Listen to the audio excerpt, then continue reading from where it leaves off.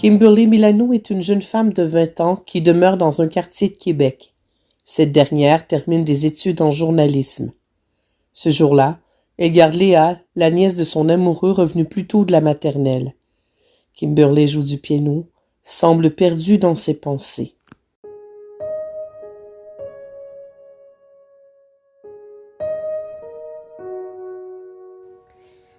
Ma tante Kim, c'est quand qu'arrive mon oncle Jack?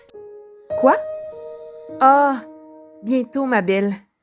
Les policiers travaillent souvent tard. Ah, j'ai hâte qu'il vienne me chercher. As-tu fini tes beaux dessins? Non, c'est plate toute seule. Veux-tu en faire avec moi? Oh, t'aimerais pas faire un casse-tête à la place? Non, veux-tu dessiner avec moi, s'il te plaît? OK. Tu sais que t'es belle à croquer, toi. Kimberly s'approche de Léa tranquillement en faisant des drôles de mimiques. Je suis le monstre des bisous. Gra-za-za-za-za. La jeune femme lui fait un gros câlin et l'assaille de bécos sur la joue. Toutes les deux s'installent à la table. Bon, tu veux que je fasse quoi? C'est que tu veux? Kimberly commence à dessiner, puis soudainement tombe en transe. Elle crayonne rapidement le visage d'une petite fille aux yeux verts. Puis les phares d'une voiture passant au travers d'une fenêtre la sort de son état psychotique. Wow, elle est belle. C'est qui? Kimberly regarde son croquis avec stupéfaction, puis se tourne vers sa nièce. Aucune idée. Léa aperçoit le tout de son oncle arriver dans l'entrée du stationnement. Yay, c'est mon oncle. Bye, ma tante Kim. Bye, Léa. Kimberly fait un câlin à la gamine qui prend ses affaires et rejoint Jack à l'extérieur. Kimberly la regarde embarquer dans le taux et quitter. La jeune femme revient à la table, regarde encore sa feuille et la déchire avec un air fâché. Laisse-moi tranquille. En regardant tout autour, elle se calme et s'en va dans sa chambre. Plus tard, Jack revient. Kimberly porte une magnifique robe qui fait ressortir les jolis reflets flamboyants de ses cheveux. Désolé du retard, Kimi, j'avais une affaire classée. Wow, t'es bien belle. Ah, ça? J'ai pris la première chose qui m'a tombé sous la main. Jack s'approche d'elle, semblant vouloir lui donner un baiser. Il se tasse, lui donne une petite tape sur la fesse. Je t'ai eu! Jack s'en va à toute hâte vers sa chambre. Tu perds rien pour attendre. Cette dernière saisit un coussin en vitesse, lui lance et le rate de peu. Jack se change en parlant à Kimberly. Léa était contente que tu la gardes aujourd'hui. Elle t'aime beaucoup, tu sais. Kimberly se regarde dans un miroir pour voir si tout est à son goût. Moi aussi, elle est si adorable. Jack sort de la chambre, habillé chic, en ajustant sa cravate. De quoi j'ai l'air? Il s'approche d'elle, voulant lui donner un baiser. Pas mal pour un lieutenant de police. Kimberly s'approche pour l'embrasser, mais l'esquive à la dernière seconde et lui tape une fesse. Écoutez, ma petite dame, vous avez un comportement très louche. J'ai bien envie de vous passer les menottes et de vous faire une fouille complète. Oh, c'est très excitant, lieutenant Colombo. Elle fait un air aguichant tout en promenant les mains sur le torse de son amoureux. Dommage que nous soyons attendus chez nos amis. Ça nous retarderait pas tant que ça, un petit 5 minutes. 5 minutes? C'est le temps que ça me prend pour enlever et remettre ma robe.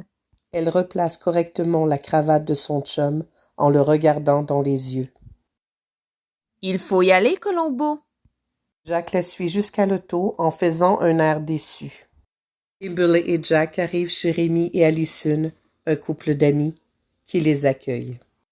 Et félicitations, Kim! Merci, Ali. Hey, sexy Kimi! Salut, Rémi. Arrête! Tu vois pas que ça la rend mal à l'aise? J'y faisais juste un compliment. Comment ça va, Jack? Bien. Kimberly et Jack entrent. La jeune femme remarque les ballons et les banderoles accrochés un peu partout. Oh, tout ça pour moi? Merci. Bien sûr, tu as travaillé tellement fort pour ton deck. Elles se font une accolade. T'es trop fine. Rémi l'attend les bras ouverts avec un grand sourire. Hey! Moi aussi, j'en veux un. Félicitations! Elle lui fait un câlin. Merci, Rémi. Kimberly et Jack s'assoient à la table. Rémi ouvre une bouteille de vin. Jack lève son verre et porte un toast à sa fiancée. À toi, ma belle. J'ai beaucoup de chance de t'avoir dans ma vie. Oh, je t'aime, mon cœur. Les amoureuses s'embrassent.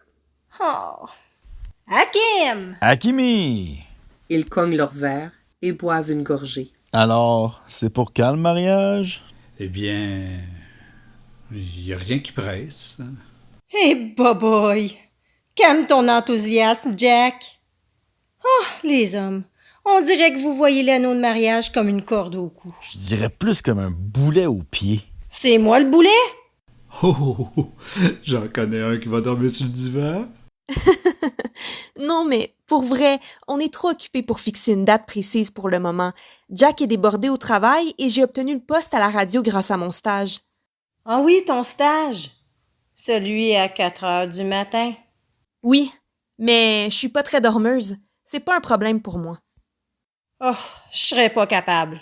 C'est sûr, t'es paresseuse. Hey! Calvaire, Rémi. Tu veux dormir dehors? Ouais? Bien non, elle sait bien que je l'agace. Hey, ma petite barbotte. Arc! C'est laid, une barbotte. Rémi essaie de la serrer contre lui, mais elle le repousse en faisant un air offusqué. Lâche-moi. Rémi, parle plus. Parle juste plus. En tout cas, elle est belle ta robe, Kim. Où tu l'as achetée? Ah, merci. Je l'ai trouvée en ligne sur Amazon. Pour vrai? Wow! Elle est vraiment hot. Hey, Jack, c'est bien beau ce que tu portes. Où t'as pris ça? Sur un cintre, dans mon garde-robe.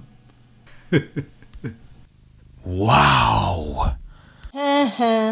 Vous êtes tordants, les gars.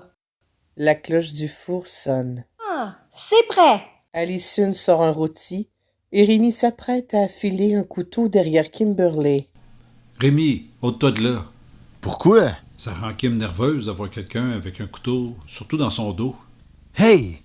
Ça me fait penser au film de zombies. C'est quoi le titre déjà? Les zombies sont en retard pour souper. Ah oui! C'est ça! Les zombies sont en retard pour souper. Quand la fille prend le couteau puis schlac! Dans le dos du zombie! Encore à côté du comptoir, Rémi prend le couteau, fait semblant qu'il transperce quelqu'un. Kimberly se précipite par terre à côté de sa chaise, pousse un grand cri de souffrance. Ah! Ah! Voyons! Le film était plate, mais pas à ce point-là. Asti, t'es cave, Rémi. Rémi hausse les épaules en regardant Kimberly estomaquée. Jack s'accroupit pour apaiser sa conjointe. Kim, regarde-moi. Calme-toi. C'était juste Rémi qui faisait l'idiot. Jack prend le visage de sa compagne entre les mains. La voix rassurante de son amoureux la sort de sa torpeur. Oh, Jack, qu'est-ce qui va pas chez moi? Kimberly fait une étreinte à Jack devant le couple d'amis sidérés par la réaction excessive de la jeune femme. Quelques semaines plus tard, Kimberly est dans une salle d'attente, l'air hagard. Un homme ouvre une porte sur laquelle on peut y lire « Dr Yves Marceau, psychiatre ». Celui-ci arrive portant un bel habit, veston et cravate.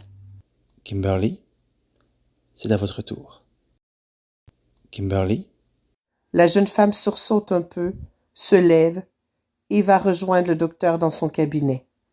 Kimberly s'assoit sur une chaise longue et Dr Marceau sur un fauteuil à ses côtés. Alors, comment allez-vous aujourd'hui? J'ai de plus en plus de visions et de cauchemars, docteur. Je crois que je suis folle ou peut-être possédée. J'ai même pensé d'aller voir un prêtre pour un exorcisme. Je ne pense pas que ce sera nécessaire. Nos séances d'hypnose des dernières semaines ont probablement réveillé un traumatisme de votre passé. Il fallait peut-être pas faire ça? Non. Le seul moyen de vous en débarrasser est d'en découvrir la source. Prête? Oui. Allez. Fermez les yeux et relaxez. Kimberly prend une grande respiration et tombe en transe.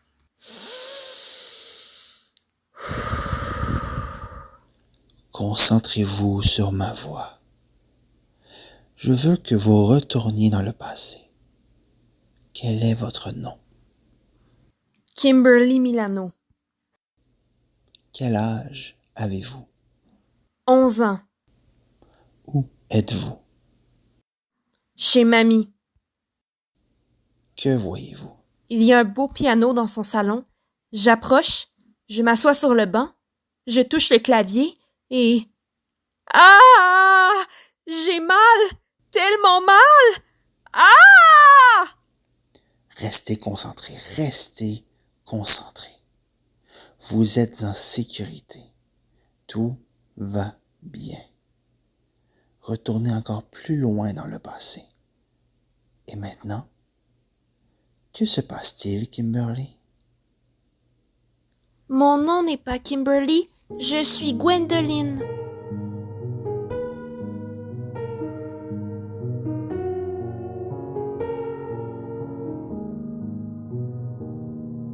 Quelques mois plus tard, Jack débarque en toute hâte de son auto et entre dans l'appartement. Kimberly prépare le repas. Allô? Allô? Ça arrive tôt? Je voulais profiter de nos vacances au maximum. Jack embrasse sa conjointe et ouvre la télé. Ils ont trouvé la petite belle rose à Trois-Rives. Hey, Trois-Rives, c'est pas là que t'es né? Oui, mais on a déménagé quand j'avais 3 ans. J'ai aucun souvenir de cet endroit. Ah, regarde, ils en parlent justement. Jack prend la télécommande, monte le son. Jeannie Belle-Rose a été retrouvée saine et sauve dans un boisé de Trois-Rives grâce à l'intervention d'un garde-chasse de la région, Rick Baron, qui a maîtrisé le kidnappeur en lui tirant dans une jambe. Francine Auger est sur place et a plus de détails. Bravo, Monsieur Baron. Comment avez-vous réussi cet exploit? C'est grâce à mes années de tireur d'élite dans l'armée. Le salaud, il a shooté sur moi. Il m'a manqué, mais pas moi. Bang! Droite dans les jambes. Il regarde la caméra fièrement. Vous venez souvent ici? Oh ouais, j'habite dans le coin. Puis quand j'ai vu l'alerte en vert, je me doutais bien qu'il se cachait par ici. C'est la place idéale pour avoir la paix. C'est une chance que vous êtes trouvé au bon endroit au bon moment. Ouais, je tirais des écureuils. Je suis obligé, il y en a une peste et ils causent plein de dommages. C'est de la faute des maudits braconniers. Ils ont éloigné tous leurs prédateurs naturels. Merci pour l'infofonde, Monsieur Baron, et encore bravo pour votre acte héroïque. Rick fait un salut militaire à la caméra et s'en va. On ne peut s'empêcher de faire un parallèle avec la triste histoire de Gwendoline Anderson, la jeune fille qui avait disparu dans le même boisé près du manoir Rose des Vents il y a 20 ans. Une ancienne maison d'accueil pour jeunes placée par la DPJ qui est devenue une auberge de nos jours. Kimberly se lève pour aller chercher une bouteille de vin. Le journaliste poursuit. Bien que le corps n'ait jamais été retrouvé, c'est le propriétaire du manoir, Georges Coulombe, qui fut accusé du crime grâce à ses traces d'ADN sur un morceau de la robe ensanglantée de la fillette retrouvée dans le bois. Coulombe, qui a toujours clamé son innocence, décéda 2 ans plus tard lors d'une émeute en prison. Kimberly se tient debout figée devant son téléviseur. Jack tente de la sortir de sa transe. Kimberly voit des flashs du manoir, d'un piano, et entend une mélodie jouer. Kimberly? Hein? C'est là? C'est là quoi? C'est le manoir de mes visions. Celui-là? Oui, T'es certaine? j'en suis sûre. C'est l'endroit que je rêve depuis l'âge de 11 ans. Bon, je sais où on va passer nos vacances. On part dès demain. Kimberly se blottit dans les bras de Jack afin qu'il la serre contre lui. Le lendemain,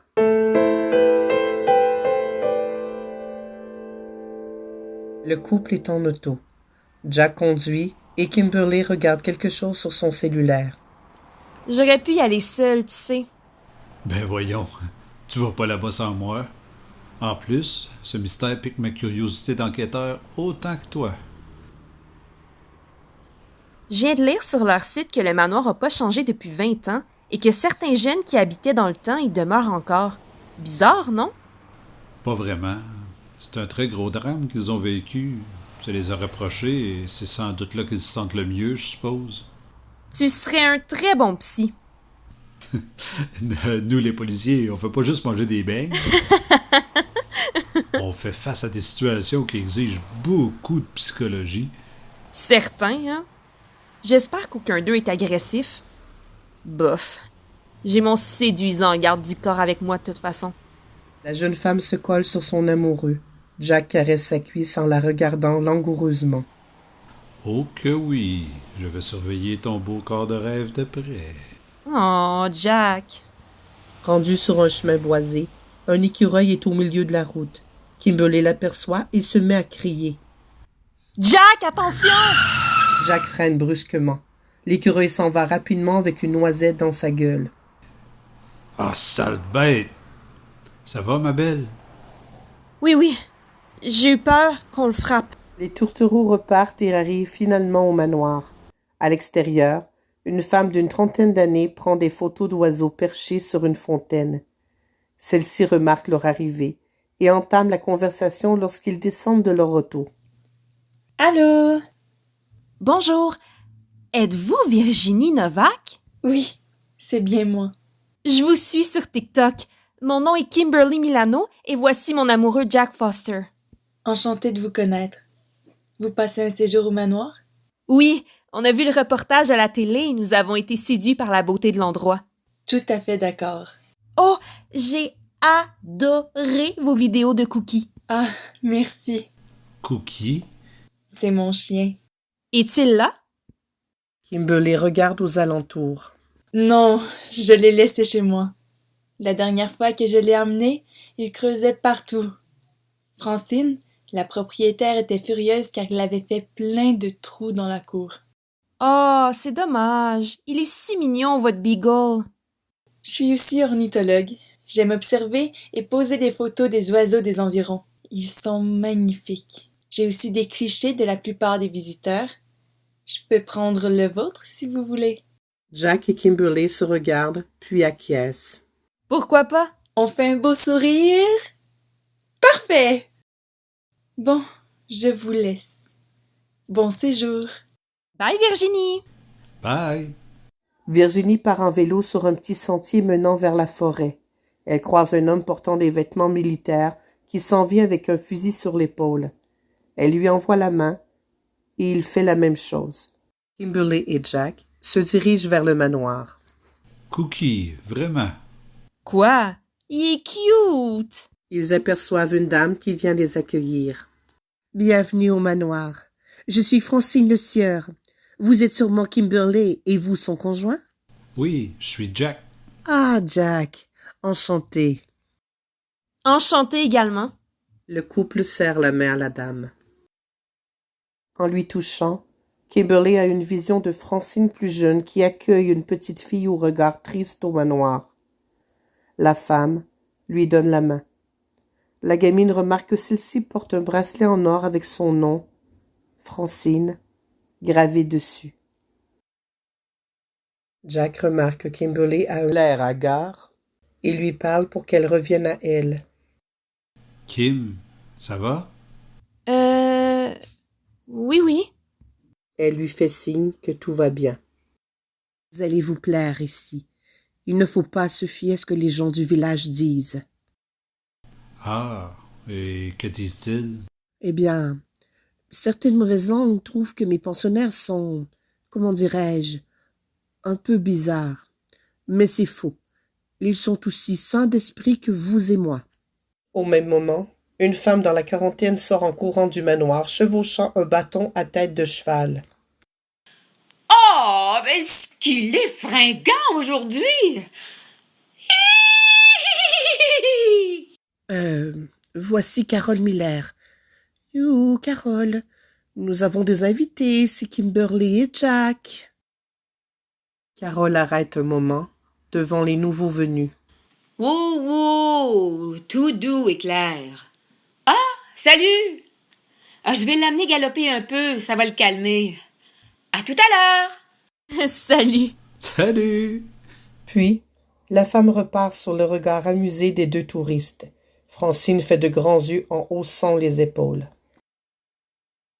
Soudain, ils entendent un coup de fusil. Un homme portant un habit militaire tire sur un écureuil dans une mangeoire à oiseaux dans l'autre direction. Kimberly se précipite en lâchant un cri. Ah! Francine regarde l'homme embêté et Jack sort son revolver, le pointe vers l'individu en criant « Police! Lâchez votre arme tout de suite! » L'homme laisse tomber sa carabine et lève ses mains en faisant un air étonné. « Wow, wow, wow, monsieur l'agent! Hey, je suis garde à chasse, là. Hey, je voulais juste shooter l'écureuil, là. Hey, désolé, mademoiselle. Je voulais pas vous faire peur. » En regardant Kimberly encore par terre qui le fixe perplexe. « Soyez quand même prudent avec ça. Vous pourriez tuer quelqu'un. » Jack remet son revolver dans son étui et aide sa fiancée à se relever. « Ne vous inquiétez pas, officier. Je rate jamais mon coup. » Rick s'en va à la mangeoire pour ôter l'écureuil. Kimberly semble dégoûtée en le voyant enlever l'animal inerte. Puis, elle reconnaît le gars en question. « Hey! C'est pas le gars qui a sauvé la petite Ginny? » Veuillez excuser Rick. Il a un comportement plutôt téméraire depuis son retour d'Afghanistan. Rick? Elle a une vision d'un adolescent d'environ 16 ans qui fait ses devoirs, aidé par une fille d'une dizaine d'années. Non, Ricky, c'est la règle du participe passé. Ça s'accorde en genre et en nombre avec le sujet, même s'il est placé après le verbe. Hostie de règle de marde. Frustré, l'adolescent laisse tomber son crayon sur la table. La petite fille rigole en voyant sa réaction. Rick retrouve le sourire en la voyant rire. Francine arrive sur l'entrefaite. « Gwendoline, tu ne fais pas ta pratique de piano? » C'est ce que je faisais, Madame le Sieur, mais Ricky avait besoin d'aide avec son devoir.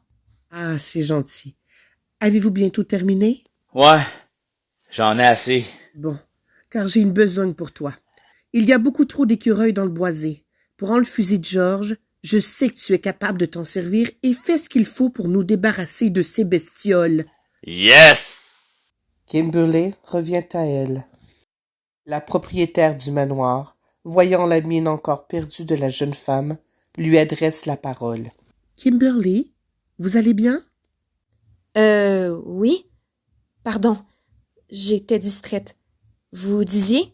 Je voulais dire que nous avons une infestation d'écureuils. Ils peuvent mettre le feu, c'est très inquiétant. Mais je vous prie, entrez. Le couple suit la propriétaire dans le manoir. À l'intérieur, c'est très sombre. Il règne une atmosphère lugubre et étouffante. Les jeunes amoureux se jettent un coup d'œil inquiet. Toujours guidés par Francine, ils passent devant le salon, aperçoivent un homme très grand, à forte corpulence, aux cheveux grisâtres. Celui-ci est en pleine dispute avec sa femme, assise sur un fauteuil dos à eux. L'homme enragé quitte la pièce secouant ses bras de frustration, passe devant Kimberly et Jack. « Oh, c'est fique, t'es pas parlable! M'en va dans la chambre! Tu viendras me retrouver quand tu seras calmé! » Ernest, viens ici. Je vais te présenter nos visiteurs. Voici Kimberly et Jack. Hein? Ouais, bonjour. Désolé pour mon humeur. Ma femme, elle a le taux de me faire péter les plombs. Elle doit être dans ces périodes. Franchement, Jack! Offusqué par la remarque de son conjoint, Kimberly suit Francine plus loin. Ah, c'est juste une blague, voyons. Ça fait un bout qu'elle a ses règles. C'est parce qu'elle fait l'étoile. Elle fait aucun effort pendant l'acte. Ah, Stiffy. T'as ce problème-là avec la tienne? Non, Ah! Chanceux! Comment t'as fait pour la convaincre? Oups, désolé, je pense que Kim m'appelle. Oui, j'arrive, chérie. Jack va rejoindre Kimberly, toujours guidé par la propriétaire. Ils entrent dans une pièce où se trouve un magnifique piano. Kimberly fige un peu en voyant la pièce. Magnifique piano. Oui, il appartenait à mon défunt mari. Il était professeur de musique. Je l'ai gardée à la demande d'Abigail, ma fille. Abigail? Kimberly a la vision d'une adolescente de 14 ans environ, qui arrive près d'une fille plus jeune qui joue du piano, sous la supervision d'un homme. Tu viens de baigner, Gwen? On s'en va tous au lac! Est-ce que je peux y aller, Monsieur Coulombe? Non, faut que tu sois prête pour le concert de samedi. Oh, voyons, pas.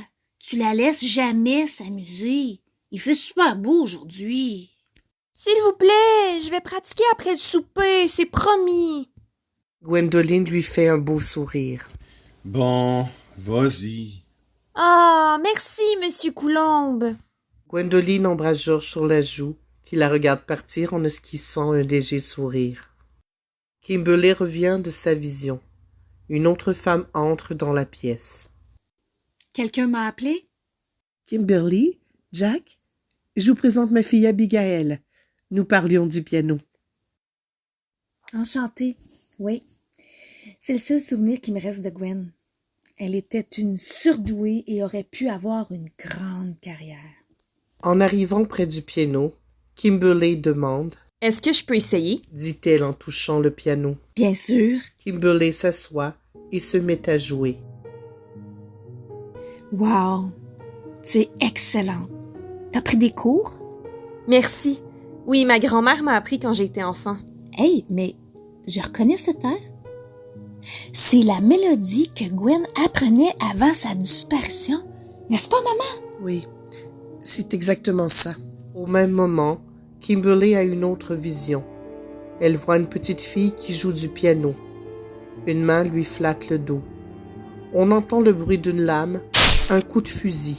Ah! Jack l'enlève du piano rapidement et la prend dans ses bras. Ah, chérie, encore cette grosse migraine qui te reprend. Viens, on va aller dans notre chambre. T'as besoin de repos. Jack l'amène sous le regard médusé de Francine et d'Abigail. Plus tard, dans leur chambre, Kimberly est étendue sur le dos dans le lit. Jack est couché près d'elle avec un air préoccupé. Ça va mieux? Oui, désolée. Une autre vision? Oui, Gwendoline jouait du piano. Une main lui caressait le dos. Un bruit d'une lame comme si on la sortait de son étui. Un coup de fusil. Un cri très aigu, sûrement le sien. Oh, la pauvre enfant! Tu crois que son fantôme veut mon aide pour savoir ce qui s'est passé? Ça me fait plutôt penser à une vie antérieure. J'ai déjà vu un cas semblable auparavant. Ma tante Colette était persuadée qu'elle était la réincarnation de Marie-Antoinette. Elle n'arrêtait pas de crier « Où est ma tête? Où est ma tête? » en courant dans la maison. T'es fou! Mais, sérieusement, tu penses que je serais la réincarnation de Gwendoline? Sûrement. J'ai lu des livres sérieux sur ça, et tu as tous les signes. Oui, avec tout ce que j'ai subi depuis l'âge de 11 ans, c'est logique. Il y a quelque chose de pas très clair là-dedans. On doit trouver ce qui s'est passé. Dans la salle à manger, les pensionnaires sont autour de la table et discutent entre eux. C'est délicieux, Francine. Oh, vous êtes gentille, mais il faut remercier Carole. C'est elle qui a tout préparé et qui a cueilli les ingrédients dans la forêt. Elle a fait un décadent beurre de noisettes. Goûtez-y, vous verrez, c'est succulent. Oui, et Claire était en forme aujourd'hui. Hey, j'ai ramassé plein de noisettes dans le bois. Jack et Kimberly se jettent un regard amusé. Justement, est-ce qu'on peut aller marcher dans la forêt? Absolument. Rick se fera un plaisir de vous servir de guide, n'est-ce pas? Rick lui fait un regard contrarié et Francine lui jette un air insistant. Puis, il esquisse un sourire en coin. Ben ouais, pas de trouble. Hey, je vous montrais même comment qu'on trappe la marmotte. Hey, Carole, là, elle fait des maudites bonnes brochettes. Et ne le croyez pas. C'est bien meilleur en pâté. Kimberly et Jack font une face de dégoût. Tout le monde rit, sauf le couple qui fixe leur assiette en faisant une mimique soucieuse. Virginie sort son cellulaire et prend en photo Jack et Kimberly. Désolée, j'ai pas pu résister. Votre mine était trop drôle. Ernest se joint au groupe. Votre femme ne vient pas manger, Ernest? Ah! C'est une vraie boudeuse! Elle est encore dans son coin! Ah, c'est compliqué, les femmes. Les femmes sont pas compliquées, c'est les hommes qui comprennent rien. Les femmes se mettent à rire et les hommes se regardent un peu consternés.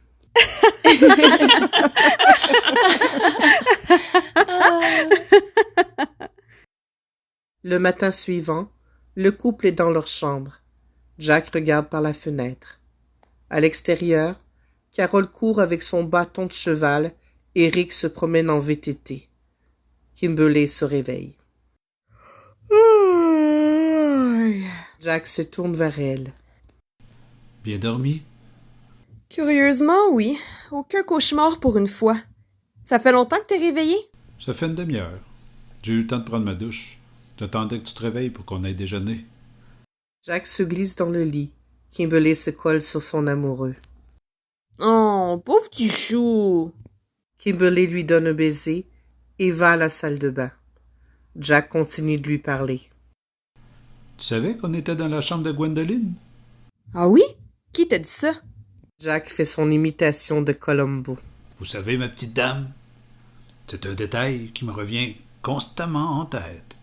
Kimberly revient dans la chambre, saisit un oreiller et lui lance et le taquine. Allez, Colombo, crache le morceau. C'est Ernest. Il m'a dit qu'il avait déjà été croque-mort. Il était le propriétaire du salon funéraire du village. Il l'a vendu suite à une dépression. Vraiment? Oui. Maintenant, il fabrique des poupées et les vend sur son site internet jetefaistapoupée.com. À ces paroles, Kimberly a une vision avec Ernest qui donne une petite poupée identique à Gwendoline avec un piano miniature. Tiens, je t'en donne, mais dis-le à personne. Ça va être notre petit secret. Ernest lui fait un clin d'œil. Wow, elle est pareille comme moi. Merci beaucoup, Ernest. Dit Gwendoline très contente. Kimberly revient à elle. Une autre? Oui, cette fois-ci c'est Ernest, qui lui donne une poupée à Gwendoline à son effigie. Penses-tu qu'il serait impliqué dans sa mort? Peut-être. Bon, par où commence-t-on? La forêt, c'est là qu'ils ont trouvé le morceau de sa robe, non? Oui, bonne idée. Ouf! Faudrait vraiment que je prenne une douche, moi aussi. Vas-y, il doit rester de l'eau chaude et il est encore tôt. Quoi? J'ai un peu peur. Pourquoi? Parce que ce lieu a l'air hanté? Ouh! Arrête, t'es pas drôle. Tu regardes trop de films d'horreur. Je peux y aller avec toi, si tu veux. Jack lui fait un air lascif en se serrant contre elle. Anxieuse, Kimberly ne semble pas avoir le même enthousiasme. Non, j'aimerais mieux que tu gardes la porte. OK, je bouge plus et je défendrai cette porte au péril de ma vie. Jack se place devant la porte de la salle de bain, sort son revolver et le braque comme s'il voulait tirer. Serre ça, Toto, c'est dangereux.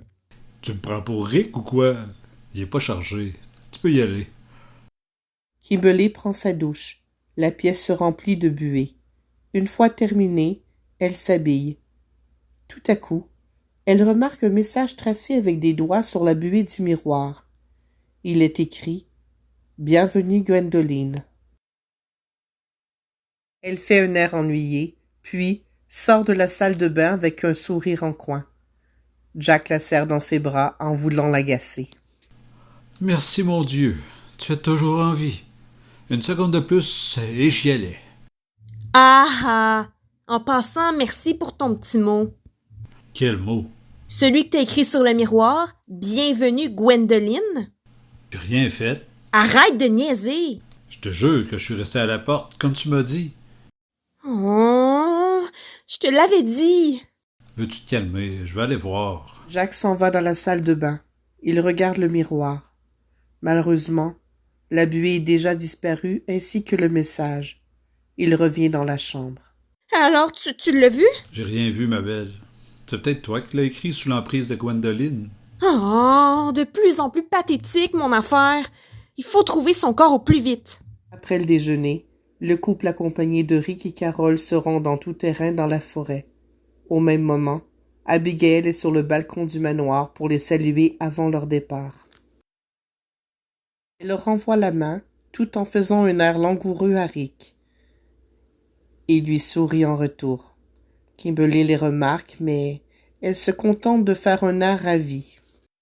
Rendus dans le boisé, ils arrêtent près d'une cabane. C'est ici que j'ai surpris le kidnappeur.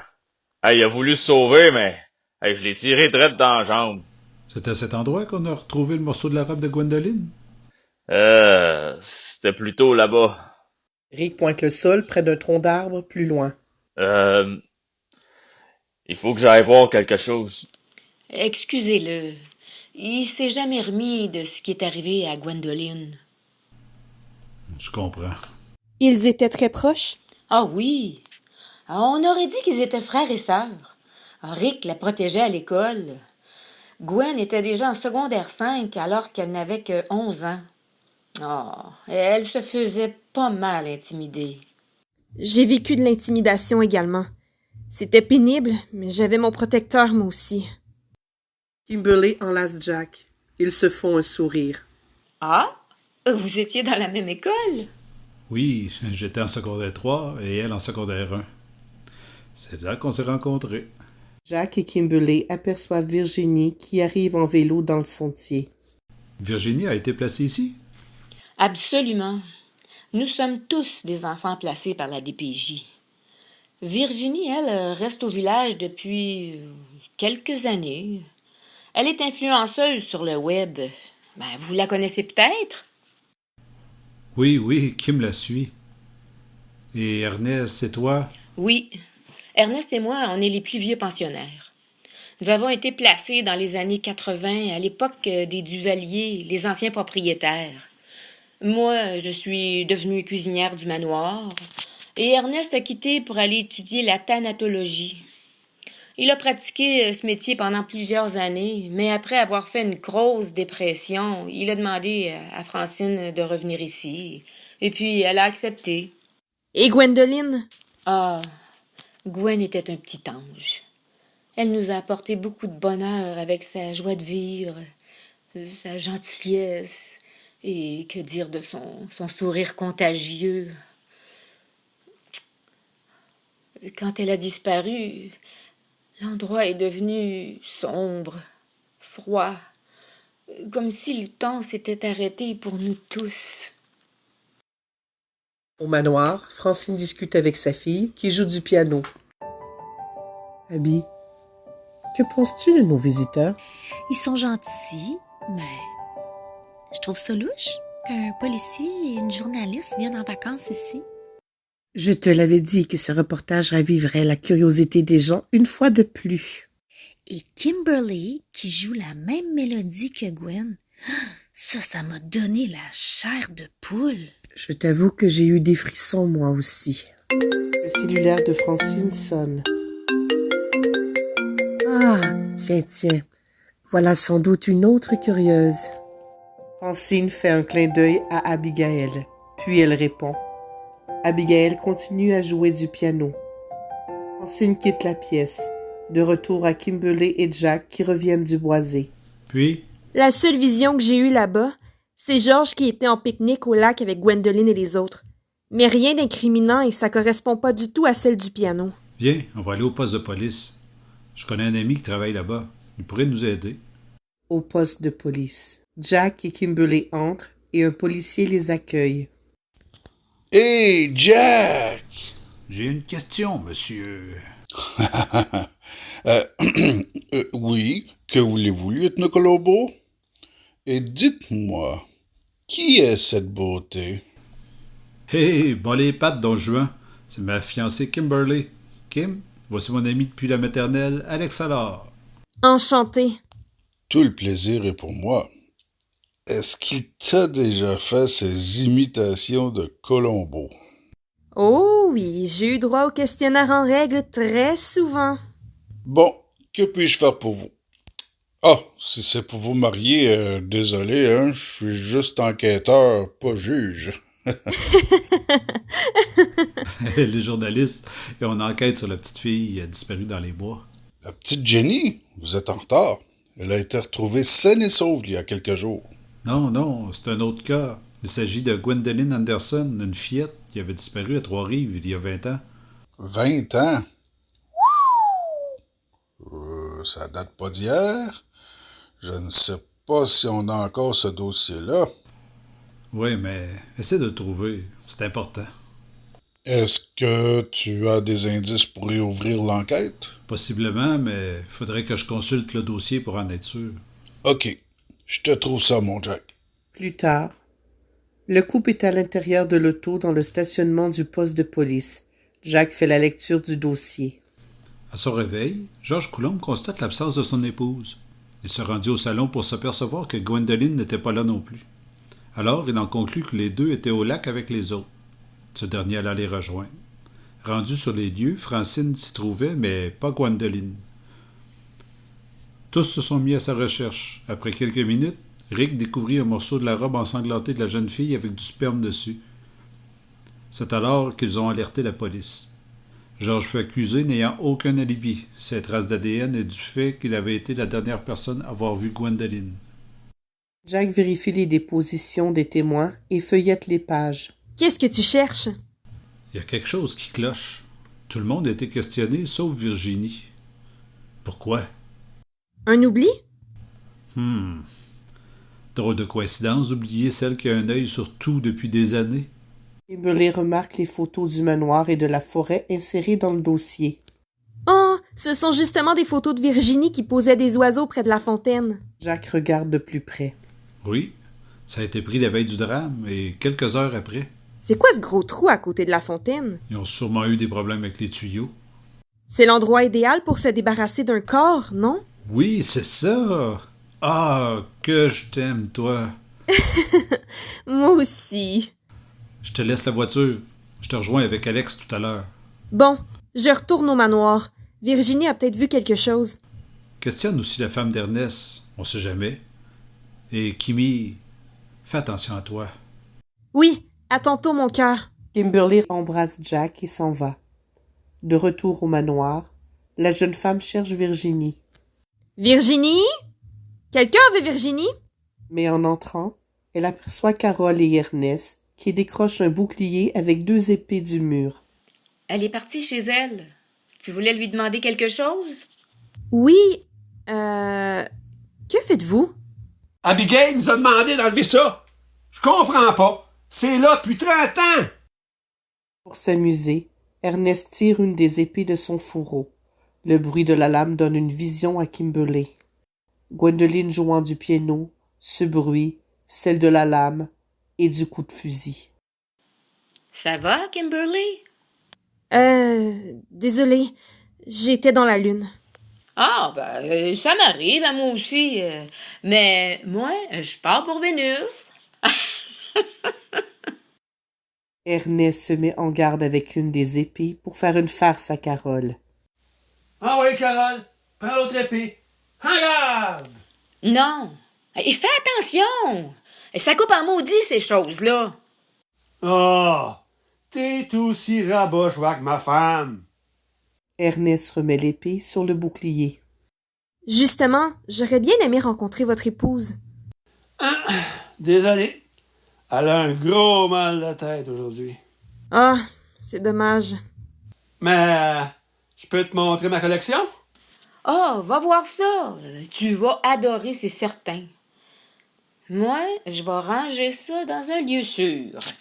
Carole prend avec précaution le bouclier avec les sabres sur la table. Kimberly regarde Ernest avec un air inquiet. D'accord. Viens, j'ai hâte que tu voies ça. Je suis pas mal fier. Kimberly suit Ernest. Il ouvre une porte barrée à clé. À l'intérieur, une centaine de poupées de différentes tailles, dont des petites à l'effigie de chacun des pensionnaires, de Francine, d'Abigail et même de Jack et Kimberly. Celle-ci les regarde avec stupéfaction. Bon sang! Est-ce que c'est... Oui! C'est Jack et toi! Kimberly reste sans voix. En reculant, elle se cogne sur une poupée grandeur nature portant une seule chaussure. Elle se tourne puis voit de qui il s'agit. Ah! C'est Gwendoline? Oui! Comme ça, elle va être toujours avec nous! Kimberly, ahurie, se met face à la poupée. Soudainement, Elle a du mal à respirer, s'éloigne et s'accote sur un mur pour reprendre son souffle.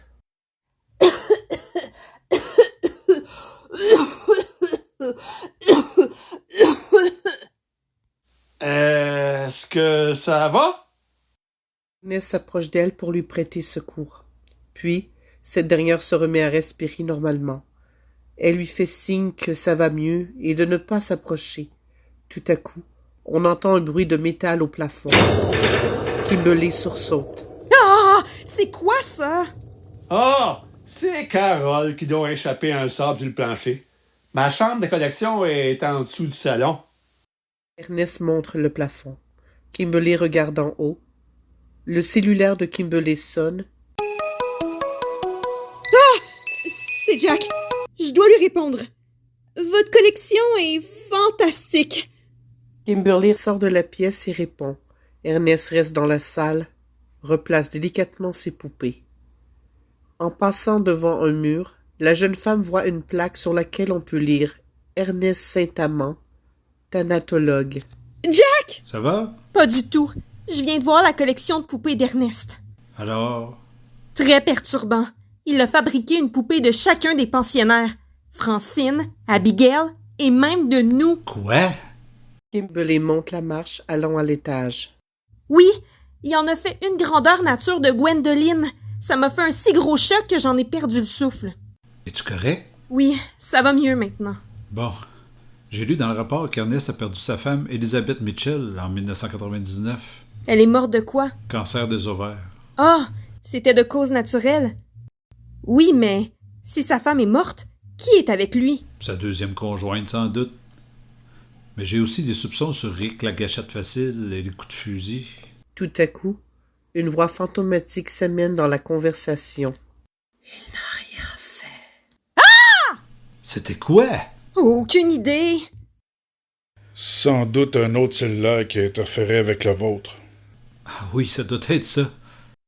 Kimberly est presque rendue à la porte d'entrée. Elle entend des pas, jette un œil derrière. Ernest s'en vient vers elle. Et Jack, arrivez-vous bientôt? Oui, nous sommes presque rendus au manoir. Il fallait aller voir un juge pour un mandat et trouver une pelle mécanique. Tant mieux, je vais vous attendre dehors. Cette dernière, apeurée, sort du manoir et descend du balcon rapidement. À l'extérieur, les autopatrouilles sont dans le stationnement. Jack, Kimberly et l'agent Alex regardent la pelle mécanique creusée à côté de la fontaine. Rick s'approche et leur demande en observant attentivement lui aussi. Qu'est-ce que vous cherchez? On a eu des indices qui portent à croire que le corps de Gwendoline pourrait s'y trouver. Hein? Voiture arrive au manoir. C'est Francine qui avait été faire des courses. Elle se dirige vers eux pour parler à la police. Que faites-vous, officier? J'aimerais savoir pourquoi vous creusez sur mon terrain. Officier Alex alors, on a des raisons de croire que le corps de Gwendoline Anderson serait là. Oui, on pense qu'elle serait tombée dans le trou en passant à côté pour aller vous rejoindre au lac. Jack, ils ont trouvé quelque chose. C'est la boucle de Gwen. Elle la portait ce jour-là. Hey, je m'en rappelle. Et voilà son soulier. Un policier ramasse la chaussure en ôtant le sable dessus. Mais le cadavre de la jeune fille ne s'y trouve pas. Elle était là pourtant. Oui, on dirait qu'elle y était, mais que quelqu'un l'a déplacée. Pourquoi? La face de Francine devient blanche. Ça va, maman? T'es blanche comme un drap. Oui, trop d'émotions. Continuez de creuser et tenez-moi au courant de toute découverte. On va aller au manoir rencontrer tout le monde. Alex Allard, Jack, Kimberly, Francine et Abigail, accompagnés de 2 policiers, entrent dans le manoir, tandis que Rick reste dehors pour superviser les recherches avec 2 autres patrouilleurs. Peut-être que Georges Coulombe a enterré Gwendoline et l'a déplacée par la suite. Et si c'était pas Coulombe, le meurtrier? Est-ce que quelqu'un aurait vu quelque chose d'inusité cette journée-là? On a déjà dit tout ce qu'on savait il y a 20 ans, officier. Nous avons rien à ajouter. Non, c'est pas tout le monde qui a répondu. Virginie Novak a pas fait sa déposition. Et où est cette Virginie? Au même moment, Carole, qui a entendu la conversation, les rejoint en répondant à la question. Dans la cuisine. Elle pointe son pouce au-dessus de son épaule par derrière pour indiquer la direction avec un air relax. Bon, je vais aller la questionner. L'inspecteur remarque en passant devant le salon une femme assise de dos sur un fauteuil et Ernest qui est placé sur un divan face à elle. Alex s'arrête et demande à Jack. Qui est cette femme assise là? C'est la conjointe d'Ernest. Je veux lui parler. Oh, c'est pas une bonne idée. Ernest, en voyant l'inspecteur s'en venir dans sa direction, se lève rapidement et part en courant vers sa femme en criant. Il empoigne sa femme inerte. Non, Elisabeth, elle sait rien! Les enquêteurs et Kimberly constatent que sa femme est en réalité une poupée hyper réaliste. Calmez-vous, Ernest. Tout va bien aller. Non! Elisabeth, reste avec moi! Vous saviez? Jack parle à la propriétaire. Elle lui répond. Évidemment. Sa femme est décédée il y a une 20aine d'années. Ernest fut tellement traumatisé par sa mort qu'il a fabriqué une copie d'elle. On joue le jeu depuis ce temps-là. Ça ne faisait pas de mal à personne. Reculant, Ernest trébuche et tombe avec la poupée dans ses mains. Une jambe se brise, dévoilant un os. Tout le monde est sidéré. Bon sang! Il a mis le corps de sa femme dans une poupée. Oh, j'ignorais qu'il avait été jusque-là. Les policiers s'avancent vers Ernest, qui parle à sa femme. Non! Faites-en pas, Elisabeth! Je vais te réparer! Comme j'ai fait pour Gwendoline! Stupéfaction de groupe. Oh! Ernest! Qu'as-tu fait à Gwendoline? J'ai fait tout ce que je pouvais pour la soigner, mais il était trop tard. Francine y avait trop fait mal. Oh, écoutez pas ce qu'il dit. Il est en pleine crise de paranoïa. Maman, ferme-la! Abigail s'approche d'Ernest et le regarde dans les yeux. Ernest, dis-moi la vérité. Qu'est-il arrivé à Gwen? Ça est revenu plus tôt ce jour-là. En regardant par la fenêtre, j'ai vu Francine avec une pelle. Elle recouvrait quelque chose dans le trou de la fontaine. Il y avait ça à ses mains. Ah oui? Et puis? Abigail regarde sa mère avec un air furieux. Francine s'est nettoyé les mains, puis après un sac, elle est partie en 4 trous dans le boisé. Je suis sorti en courant pour aller voir ce qu'elle avait fait. Je pensais qu'elle avait enterré une marmotte. C'est là que j'ai vu, dans les roches, une des boucles de Gwendoline. J'ai déterré, puis je l'ai vue. Oh, Ernest, t'as pas fait ce que je pense? J'ai réparé, comme j'ai fait pour ma femme. Le monde est sous le choc. Mais, Ernest, pourquoi vous l'avez pas dit avant? Parce que je voulais que Gwendoline reste avec nous. C'est sa maison aussi. Rick arrive dans le salon et déclare. Hey, Francine! Regarde ce qu'ils ont trouvé dans le trou. Le bracelet que tu cherchais partout. Étrange, non? Alex s'approche de Francine, lui passe les menottes. Francine Lessieur, vous êtes en état d'arrestation pour le meurtre de Gwendoline Anderson.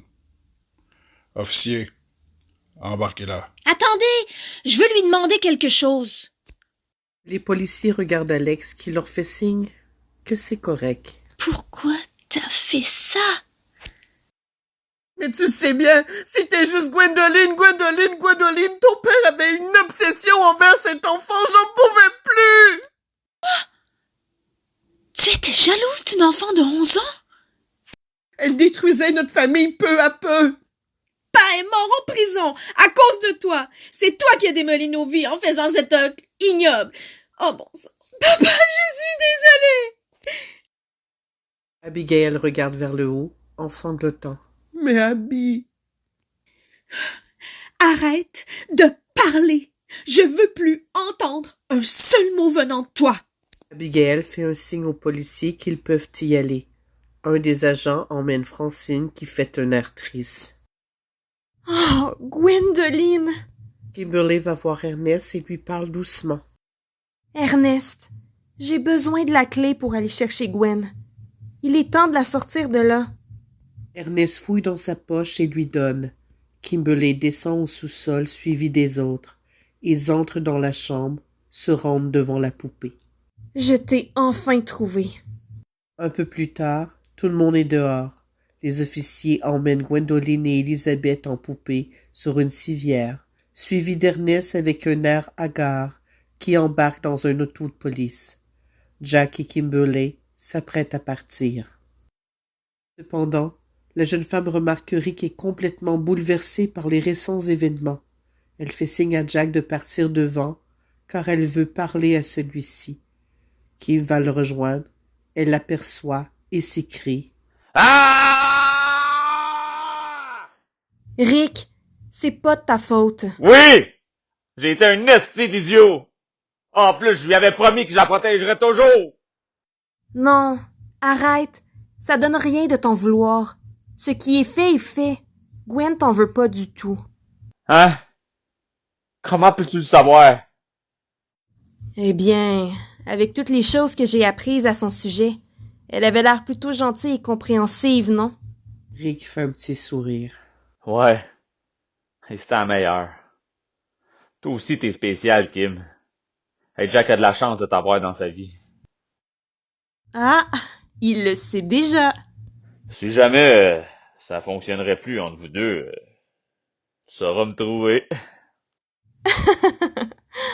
Pourquoi tu donnes pas une chance à Abby? Abby? T'as pas remarqué qu'elle te fait les yeux doux presque tout le temps? Ouais. On avait eu un flirt à l'adolescence, là, mais après ce qui est arrivé à Gwen, j'avais plus trop la tête à ça, puis elle non plus. Je comprends, mais aujourd'hui, Gwendoline est enfin retrouvée et va pouvoir reposer en paix. Elle voudrait sûrement que ses amis soient heureux aussi. Ouais, c'est sûr. Bye, Kim. Bye, Ricky. Ricky? Gwen m'appelait toujours de même.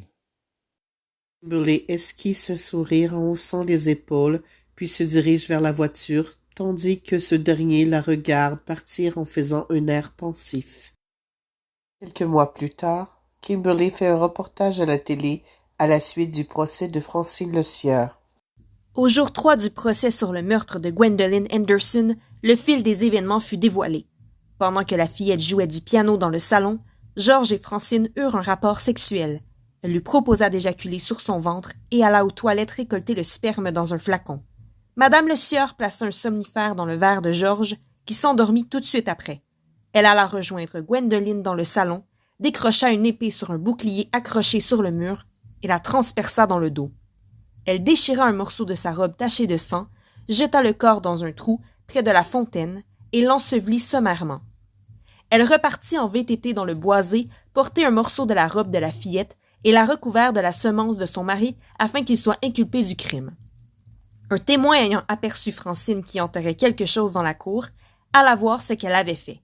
Il découvrit le cadavre de la petite Anderson et la plaça dans une poupée grandeur nature à son image, qu'il cacha sous clé dans une chambre. Celui-ci a été déclaré inapte à subir un procès pour cause d'aliénation mentale. Ici Kimberly Milano, au palais de justice de Shawinigan. Quelques jours plus tard, Jack et Kimberly sont à l'intérieur de leur auto, dans un cimetière. Tu veux que je t'accompagne? Non, je préfère y aller seule. Je comprends. Hé, c'est pas Ernest là-bas? Oui, ça a dû être difficile pour laisser aller sa femme. Wesh! Quoi? Je repensais à ce qu'il m'avait dit. Ma femme fait l'étoile. C'est sûr, c'est une poupée ciboire. Oublie ça. C'est fini. Les descend du véhicule, avance dans le cimetière et arrive devant une pierre tombale au nom de Gwendoline Anderson avec un ourson en peluche dans les mains. Gwendoline, je voulais te dire que j'ai été contente de t'avoir aidé à éclaircir tout ça. Je sens que c'est le cas parce que depuis mon retour du manoir, j'ai plus de vision ni de cauchemar. Je suis plus heureuse que jamais. En fin de compte, nous avons toutes les deux trouvé la paix, n'est-ce pas? Au revoir, Gwendoline. Plus loin, on voit le fantôme de la jeune fille apparaître. Puis, il se tourne en direction de Kimberly, sourit et disparaît en marchant.